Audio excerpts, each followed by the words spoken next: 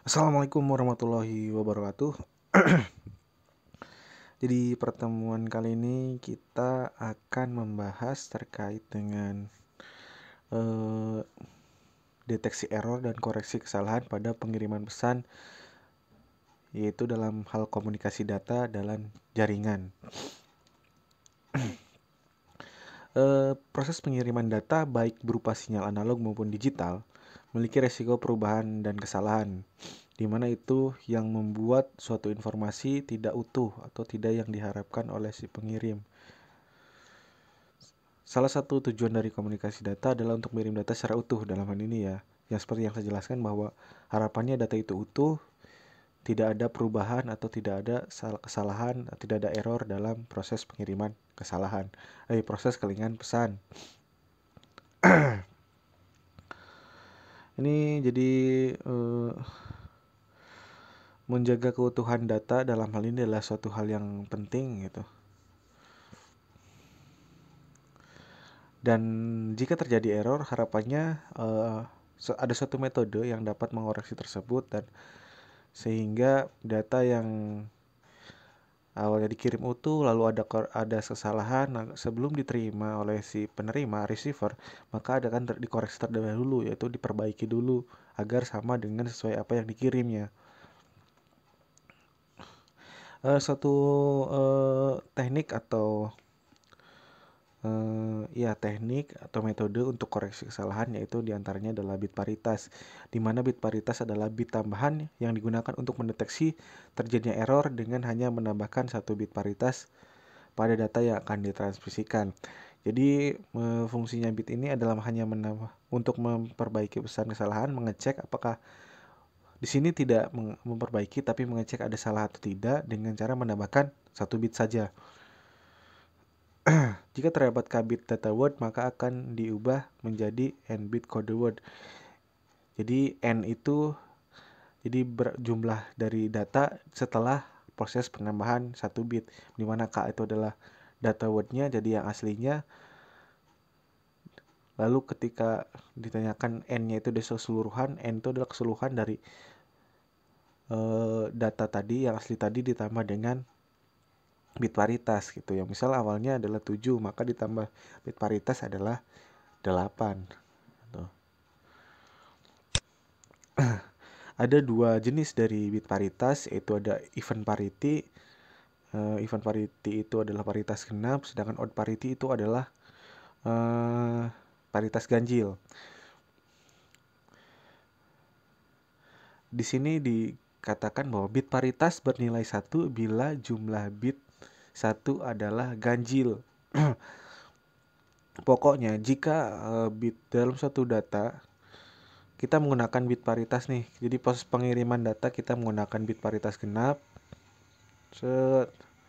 Ketika data yang akan diterima kita, karena kita menggunakan bit paritas genap, ketika data yang dikirimkan atau diterima, jumlah bit satunya ada misalnya ganjil, misal 3 nih. Karena kita menggunakan paritas genap, maka kita harus menambahkan 1. Bagaimanapun caranya, kita harus membuat si jumlah 1 bit 1 yang jumlah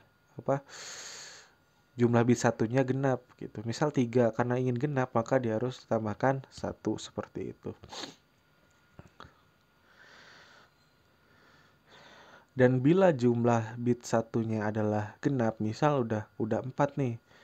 Karena kita menggunakan paritas genap itu kan berarti 2, 4, 6, 8 gitu kan. Ketika udah 4, maka kita tidak nambahkan 1 karena udah genap nih. Jadi dikasih saja 0 gitu, seperti itu. Kebalikannya dengan bit paritas ganjil. Jadi ketika kita bagaimanapun caranya bit 1 kita harus jumlahnya ganjil gitu. Bila jumlah bitnya genap, maka kita harus tambah 1. Jika sudah ganjil, maka kita tambahkan 0 gitu. Jadi bedanya ya ketika di even parity atau di garis genap, ketika udah genap ya tambah 0, ketika belum genap tambahan 1. Sedangkan untuk di ganjil ketika belum ganjil tambahkan 1. Jika belum ganjil tambahkan 1, jika sudah ganjil tambahkan 0, seperti itu.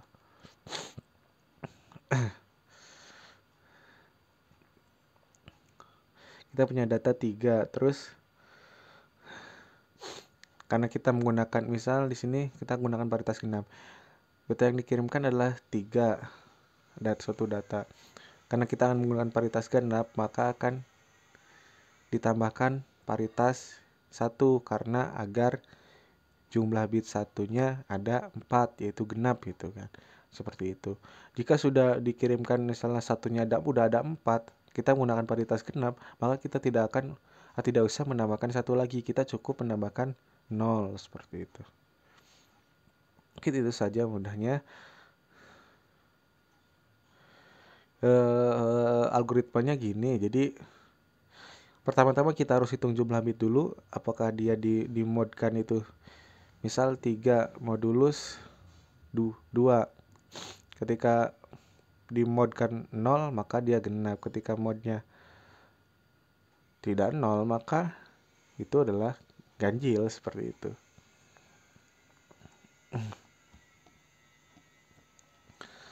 Jika misalnya